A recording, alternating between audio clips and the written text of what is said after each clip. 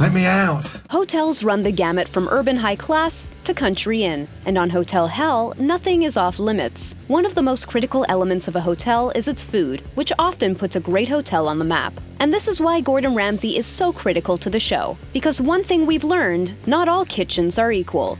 Many are disgusting and disastrous. This is terrible. They're dysfunctional, too small, too cluttered, disorganized, or worst of all, completely unhygienic. Here are the most disastrous kitchens from Hotel Hell. You're forcing her to live in hell. She's telling me that. The Lousy Lake Effect. This place is hemorrhaging money because you're caught in a web.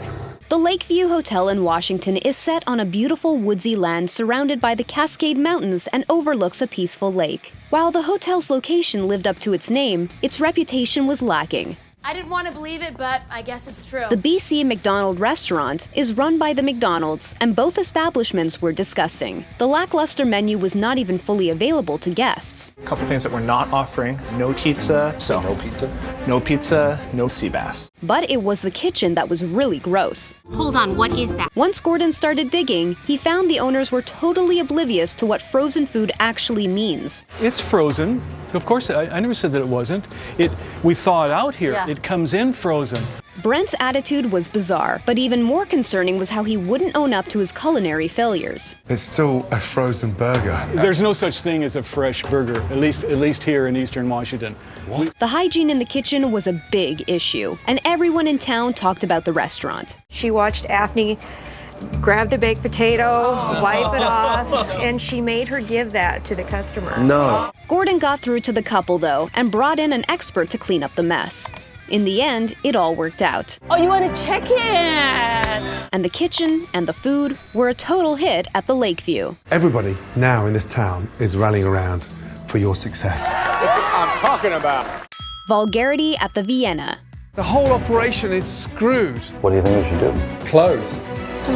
The Vienna Hotel was a place like no other. The Vienna is our home, has been for 13 plus years. This country inn had an Austrian flair, complete with barmaid outfits. There was nothing subtle about the hotel or the owners. Oh, now that's strange. And it was no surprise that the kitchen was a disaster. So much stuff in here. I've never seen a kitchen so cluttered. This place is trashed. Nothing was where it should have been, and even raw slabs of bacon were tossed all over the food. What is this? That is bacon. Should be on a different shelf. So disgusting. I can't believe it. The whole operation is screwed. The kitchen, shocking. The line, disaster. Still, it looked like a few changes and a few wake-up calls could turn the Vienna around. A brand new menu that was easy to execute was among some of Gordon's updates. We have an order. Still, the disgusting conditions of the kitchen needed to be dealt with, and not just with a quick makeover fix. Unfortunately, he had to leave. Yeah. Because he was going to shut the place down. Oh, that's nasty. Despite Gordon's help, the Vienna went back to its old ways and maintained its terrible reputation. What are you doing? You're insane. Three's a frat crowd.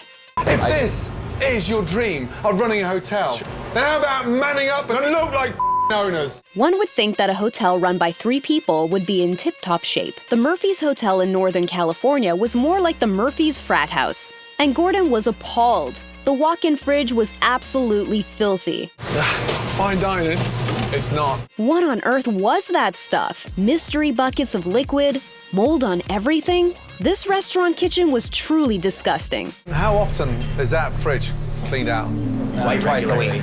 Twice a week. I can't lie! It only got worse when he confronted the staff. Terrible. You should be ashamed. Indeed, with 3 owners, how could the place look like that? Gordon was outraged. How any of you can run a business? It's like dumber and dumbest. Maybe some tough love could pull these 3 partiers around. Gordon revamped the hotel and the menu to reflect the wine country that surrounded them. And so the staff could feel proud to serve their guests. Guys, they're loving the food. Keep it going, yes? Well done. It looks like it all paid off, and these party boys grew up. You performed like owners tonight. You sound like owners, and this place, is rocking. Now that's how you supposed to drive. Sukie's sushi fail. Congratulations on the longest lunch I've ever had in my entire cooking career. There was a time when the Hotel Chester was a huge draw, but after one of the owners, David, was in a terrible accident, We thought we lost him. that changed all of us. His wife, Sukie, tried to fill in the gap as a cook, but she just couldn't keep up. Never worked in any restaurant kitchens before in my entire life. Sukie as a chef didn't really work. It's so hot. This kitchen recipe just didn't have the right ingredients. Let's see what Gordon thought. Disgusting. What a strange combination. Things didn't get better during dinner service. A transformation was needed. It's morphin' time. Instead of the sushi dinner, Gordon created a stunning beer garden. But there was an even bigger surprise in store. Say hello to Enrica Williams. Now, she'll be Hotel Chester's new head chef. Dave was all in, and things were looking good for the Hotel Chester, complete with a new chef who knew how to run a kitchen and execute an appropriate menu. It was the perfect fix for this hotel hell. Oh, I love it. Mystery Dinner Mayhem. That was raw. The Roosevelt Inn has a special place in hell. It's Halloween for John every day. He loves to dress up. These owners were totally oblivious, and there was no place where that was more apparent than in their kitchen. The food spoke volumes. Yikes! The hotel's weird murder mystery themed dinner completely blew Gordon's mind. What have you got on? This is crazy. Next, Gordon got to try lunch, which was bound to be as distasteful as the murder mystery. What's that thing there? That's probably the tomato juice, unless it's condensation from the shrimp. Was it frozen? Yes. The terrible kitchen was tiny and the heat was on. As predicted, it didn't go well. That has to be the saddest looking plate of salmon anywhere in North America tonight. The two men were not seeing eye to eye at all. Fire away, buddy.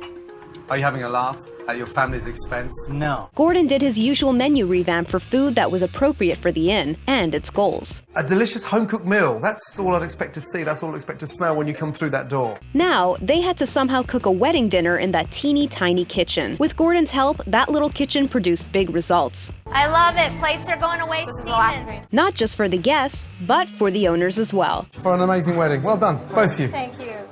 Sticky kitchen issues.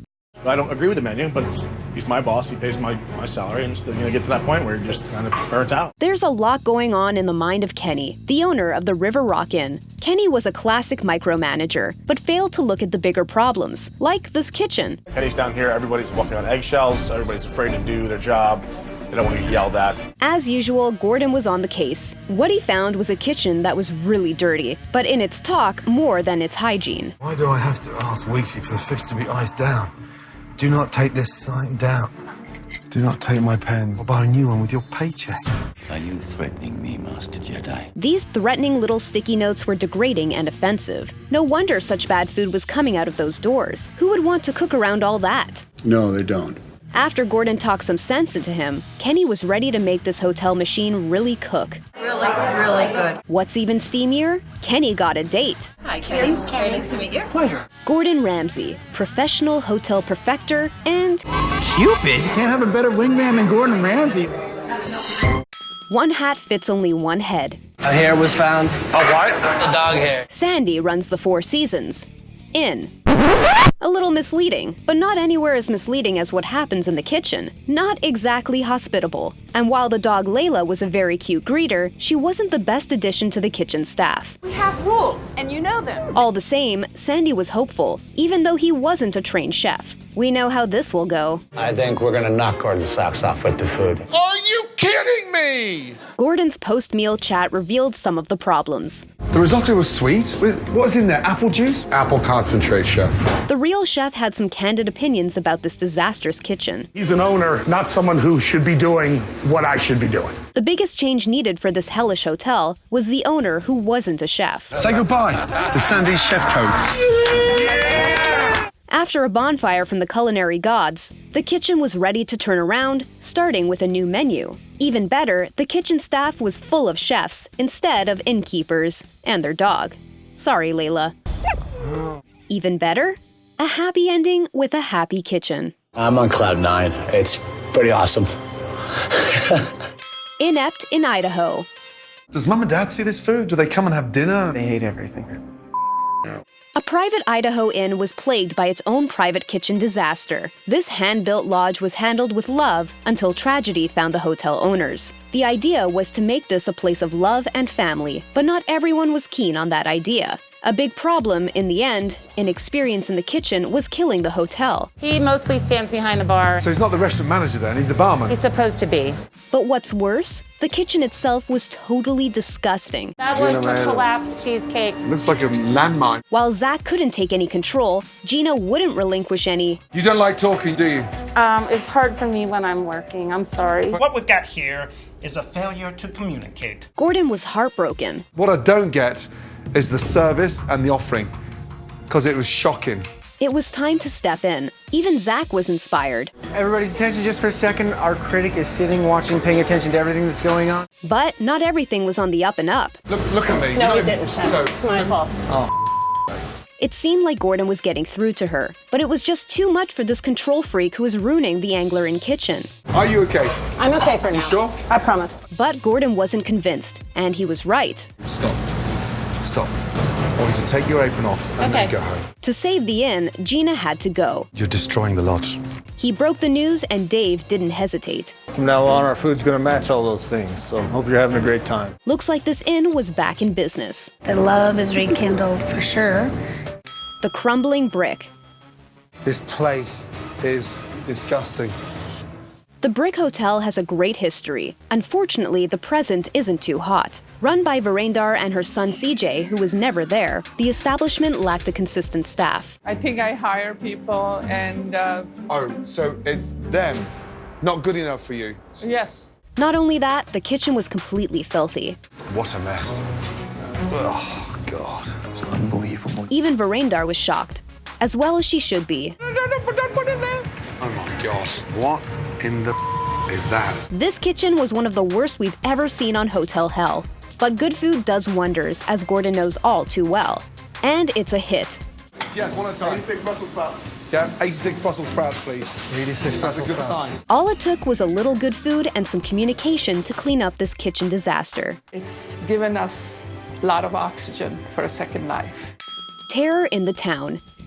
It looks like a soup. It was in the fridge, and then they microwaved it.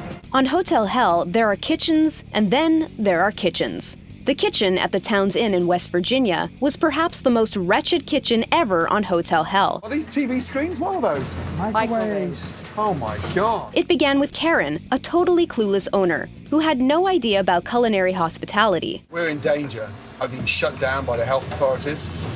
There were fridges everywhere, and everyone was outside. This is insane.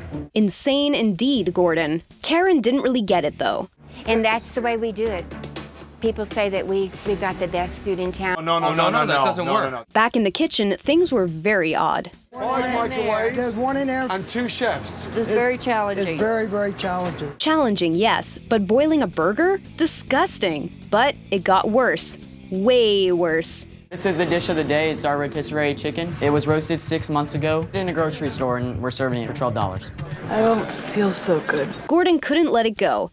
After a major beating, I'm feeling sick, and I've never seen such a disgusting mess in all my life. And a heart-to-heart with the chef, someone needs to draw a line. Gordon put his magic touch on this disastrous kitchen. And sure enough, it turned around. She liked the soup.